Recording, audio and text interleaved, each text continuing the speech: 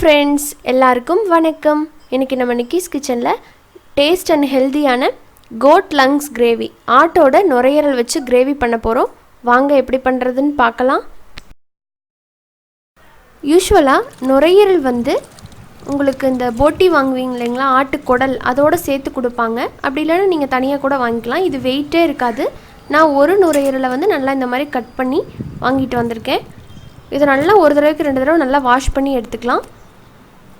இது வெயிட்டே இருக்காது, ஆனால் வேகிறதுக்கு கொஞ்சம் ரொம்பவே டைம் எடுத்துக்கும். இப்போ நல்லா க்ளீன் பண்ணியாச்சு. இப்போ நம்ம கிரேவி பண்ண ஸ்டார்ட் பண்ணிடலாம். இந்த நுரையீரல் வச்சு நம்ம கிரேவி பண்ண போகிறோம். அதுக்கு ஒரு குக்கரில் ஒரு 2 டேபிள் ஸ்பூன் அளவுக்கு எண்ணெயை நம்ம சூடு பண்ணிக்கலாம். எண்ணெய் சூடாயிடுச்சு. இதில் ஒரு 1/4 டீஸ்பூன் அளவுக்கு சோம்பு, கொஞ்சமாக பட்டை, ஒரு 4 கிராம் எடுத்திருக்கேன், அதை சேர்த்துக்கலாம்.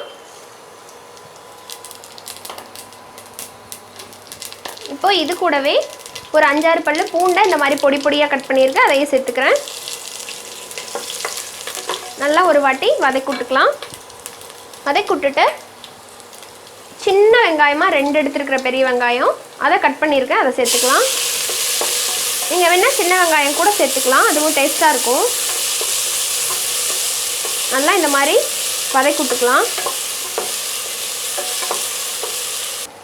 இப்போ இந்த ஸ்டேஜில் பச்சை மிளகாய் 1 சேர்த்துக்கிறேன். இது ஆப்ஷனல் தான். இது கூட இஞ்சி பூண்டு பேஸ்ட்டு நல்லா 1 டேபிள் ஸ்பூன் போல் சேர்த்துக்கலாம்.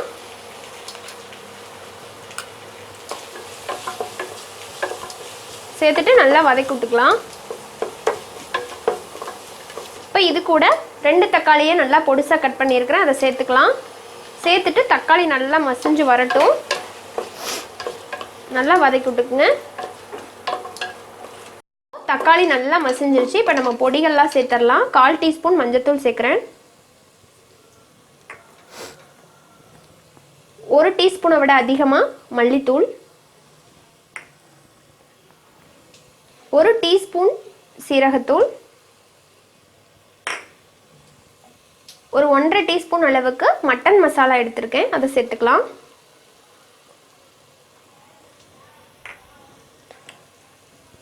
கடைசியாக நம்ம வீட்டில் அரைச்ச கறி மசாலா தூள் சேர்த்துக்கிறேன். இது ஒரு 1/2 டீஸ்பூன் அளவுக்கு சேர்த்துக்கலாம். காரத்தை பொறுத்து சேர்த்துக்குங்க. நான் இதுலேயே சில்லி பவுடர்லாம் போட்டு அரைச்சனால நான் தனியாக சில்லி பவுடர் ஆட் பண்ணலை. இப்போ இதை நல்லா ஒரு வாட்டி கலந்து விட்டதுக்கப்புறமா ஒரு ஈரல் வாங்கிட்டு இந்த மாதிரி நல்லா கழுவி சுத்தம் பண்ணி வச்சுருக்கோம்ல, அதை சேர்த்துக்கலாம். சேர்த்துட்டு நல்லா கலந்து விட்டுக்கலாம்.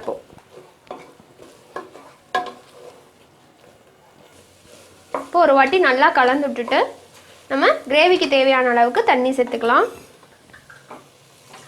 எவ்வளவு தேவையோ அவ்வளோ சேர்த்துக்குங்க. இந்த நுரையீரல் நல்லா வேகிறதுக்கு லேட் ஆகும். கொஞ்சம் விசில் சேர்த்து விட்டுக்கலாம், அதுக்காக தான் குக்கரில் வைக்கிறோம். சேர்த்துட்டு தேவையான அளவுக்கு உப்பு பேசாதீமா. இப்போ நம்ம மூடி போட்டுடலாம். போட்டுட்டு நல்லா வேகிற அளவுக்கு விசில் விட்டுக்கோங்க. நான் ஒரு 8 விசில் விடுவேன், உங்களுக்கு பார்த்து விட்டுக்கோங்க. இப்போ 8 விசில் விட்டு ப்ரெஷர் ரிலீஸ் ஆகிடுச்சு. இப்போ பார்ப்போம். பாருங்கள், நல்லா வாசமாக நம்மளோட கிரேவி தயாராகிடுச்சு. இப்போ இது கரெக்டான கன்சிஸ்டன்சியில் இருக்குது. கொஞ்சம் தண்ணியாக இருக்குது. நம்ம இன்னும் ஸ்டவ்வை பற்ற வச்சிடலாம். நம்ம இப்போ இது கூடவே நம்ம தேங்காய் பால் சேர்த்துக்கலாம். ஒரு 1/4 மூடியை விட அதிகமாக தேங்காய் எடுத்து நல்லா அரைச்சி சேர்த்துக்கிறேன். நான் அதிகமாக கிரேவிக்கெல்லாம் தேங்காய் பால் தான் சேர்ப்பேன். உங்களுக்கு வேணால் தேங்காயை கூட அரைச்சி சேர்த்துக்கலாம். தேங்காய் பால் சேர்த்தா டேஸ்ட் இன்னும் அதை விட நல்லாயிருக்கும். இப்போ இதை ஒரு 2 நிமிஷம் கொதிக்கட்டும். இப்போ 2 கொதி நம்ம கிரேவி சூப்பராக ரெடி ஆகிடுச்சு. இப்போ கடைசியாக மல்லி இலை தூவிக்கலாம். அவ்வளோதான், டேஸ்டான நுரையீரல் கிரேவி ரெடி. ரொம்ப சத்தானது. உங்கள் குழந்தைகளுக்கும் செஞ்சு கொடுங்க.